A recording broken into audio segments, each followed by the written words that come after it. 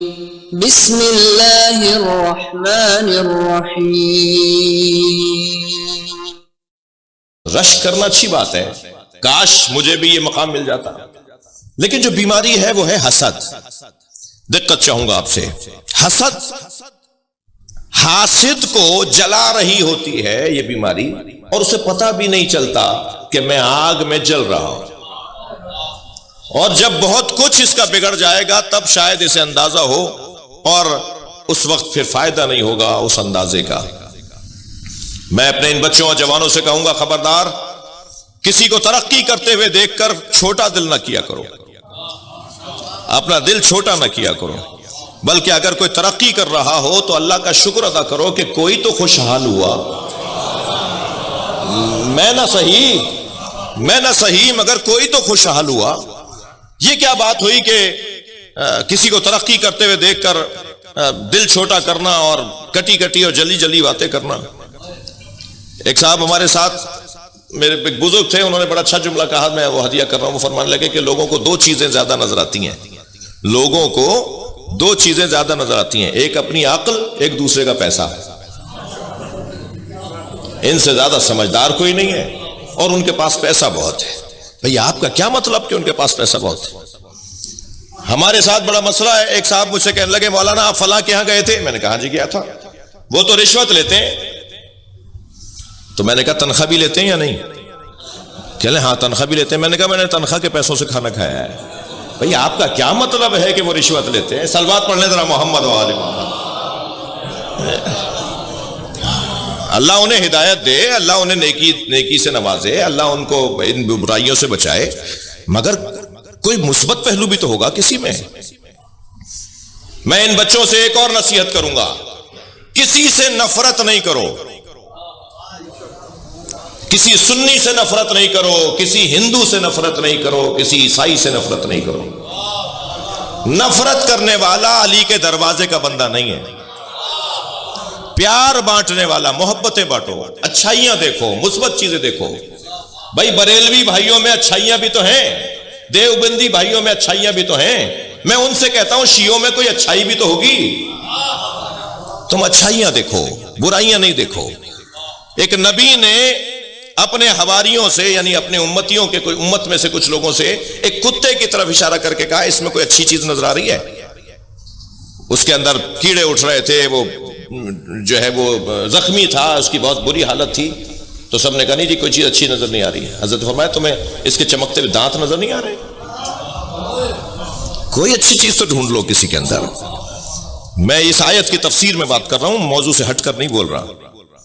حسد کرنے والے عزیزان گرامی اپنا نقصان کر رہے ہوتے ہیں، محسود کو وہ اس کا کچھ نہیں بگاڑ پائیں گے۔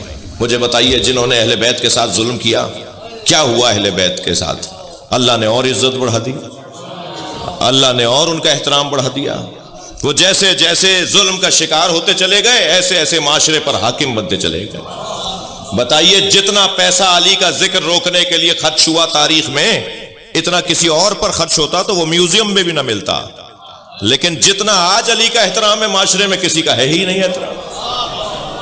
اور اگر کوئی برابری کرنے کی بات بھی کر رہا ہوتا ہے تو اسی مسلک کا عالم اسے ٹوکتا ہے۔ ان کا احترام اپنی جگہ، مگر علی علی ہے، یعنی خود اسی کو اسی کے مسلک کا عالم کہتا ہے علی کے برابر بات نہیں کرو۔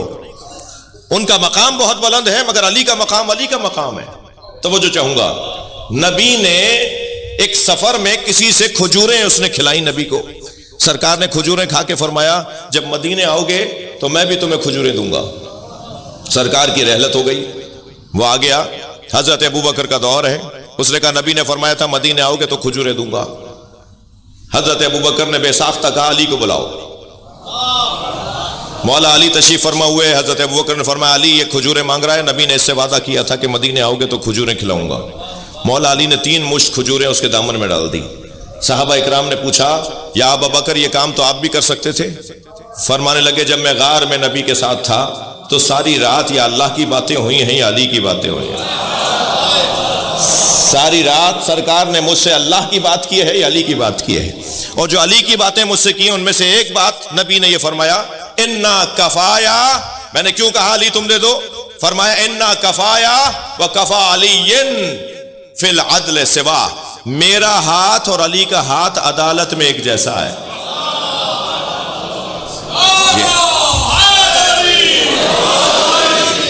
عزیزو، حسد، خبردار بچوں سے عرض کر رہا ہوں، حسد کسی سے نہیں کرو۔ یہ وہ بیماری ہے جو اہل بیت کے دشمنوں میں پائی جاتی ہے، اہل بیت کے چاہنے والوں میں نہیں ہونی چاہیے۔ اس لیے کہ اہل بیت کے ساتھ حسد کی بنیاد پر اس آیت کی تفسیر میں مولا علی نے فرمایا کہ ہمارے ساتھ ایسا ہوا ہے۔ محبت کیسے کسی کی حاصل کی جائے؟ محبت کیسے کسی کی حاصل کی جائے؟ سورہ یوسف میں حضرت یوسف کے بھائیوں نے بابا کی محبت حاصل کرنے کا ایک طریقہ اپنایا ہے، اور قرآن سورہ مبارکہ نساء میں اللہ نے محبت حاصل کرنے کا ایک اور طریقہ بتایا ہے۔ ہمارے معاشرے میں جو زیادہ تر چیز رائج ہے وہ حضرت یوسف کے بھائیوں والی رائج ہے، جبکہ ہونا چاہیے جو اللہ نے نسخہ بتایا ہے۔ ہیں دونوں قرآن کی آیتیں۔ سورہ یوسف کے اندر ہے کہ حضرت یوسف کے بھائیوں نے سب جمع ہو کر، 11 بھائی جمع ہو کر کہتے ہیں اقتلوا یوسف واخوہ انا هو احب الی ابینا منا، آؤ چل کر یوسف کو اور یوسف کے بھائی کو قتل کر دیتے ہیں، اس لیے کہ یوسف بابا کے نزدیک ہماری نسبت زیادہ قربت رکھتا ہے، بابا اس سے زیادہ پیار کرتے ہیں، جب ہم اسے مار دیں گے تو پھر ہم ہوں گے، بابا کی محبت ہمیں مل جائے گی۔ یہ ایک طریقہ ہے کہ اگر محبتیں لینی ہیں تو ان لوگوں کو رستے سے ہٹا دیا جائے جن سے محبت ہو رہی ہے، پھر وہ ہٹ جائیں گے تو پھر ہم آگے آ جائیں گے۔ یہ قرآن میں کچھ لوگوں نے سوچا تھا ایسا، اور ایسا کرنے کے لیے چلے گئے حضرت یوسف کو مارنے کے لیے، یعنی کسی کو ہٹا کر، کسی کی جگہ، کسی کو اس کی جگہ سے ہٹا کر خود بیٹھنے سے اگر کوئی یہ سمجھے کہ میں اسے ہٹا کر خود بیٹھوں گا تو مجھے وہ مقام مل جائے گا، اس کی قرآن نے مذمت کی ہے۔ تم کسی کو ہٹا کر اس کی جگہ نہیں بیٹھ سکتے، ہر شخص اپنی روٹی مقدر میں لے کر آیا ہے، ہر شخص اپنا مقام اللہ سے لکھوا کر لایا ہے، کوئی کسی کی روٹی نہیں کھاتا، کوئی کسی کی جگہ نہیں جاتا۔ یہ ایک طریقہ، قرآنی طریقہ قرآن میں بیان ہوا، قرآنی تو نہیں لیکن قرآن میں بیان ہوا ہے، اور ایک طریقہ اللہ نے بیان کیا ہے، اور وہ طریقہ کیا ہے؟ ان الذین آمنوا وعملوا الصالحات، تم ایمان اپنا پکا کرو اور کردار اپنا مضبوط بناؤ، سیجعل لہم الرحمن ودا، تو پھر لوگوں کی محبت ان کے دلوں میں، لوگوں کے دلوں میں تمہاری محبت اللہ ڈالے گا۔ تم اپنا ایمان مضبوط کرو اور تم اپنا کردار مضبوط کرو، سیجعل لہم الرحمن ودا، اللہ ان کے دلوں میں تمہاری محبت کو ڈالے گا۔ جب یہ آیت کسی نے مولا کے سامنے تلاوت کر کے پوچھا کہ یہ آیت کس کی شان میں ہے، مولا مسکرائے فرمایا ہم اہل بیت کی شان میں ہے، ہماری محبت لوگوں کے دلوں میں مضبوط کرنے والا اللہ ہے، اور الحمدللہ ہم اس منظر کو دیکھ رہے ہیں۔ ریبورن اہل بیت کے نام سے ایک سائٹ ہے، جا کر بچے اس کا وزٹ کریں۔ 600 سے زیادہ غیر مسلم جو مکتب اہل بیت میں آئے ہیں، انہوں نے مولا علی کی محبت کو محور بنایا ہے، علی کے کمالات کو محور بنایا ہے۔ پچھلے دنوں ایک جوان کہنے لگا جی میں کلمہ پڑھنا چاہتا ہوں علی ولی اللہ تک، میں نے کہا بھائی ہمیں بھرتی نہیں کرنی، میں اپنی بات کر رہا ہوں، وجہ بتاؤ کہ کیوں شیعہ ہو رہے ہو؟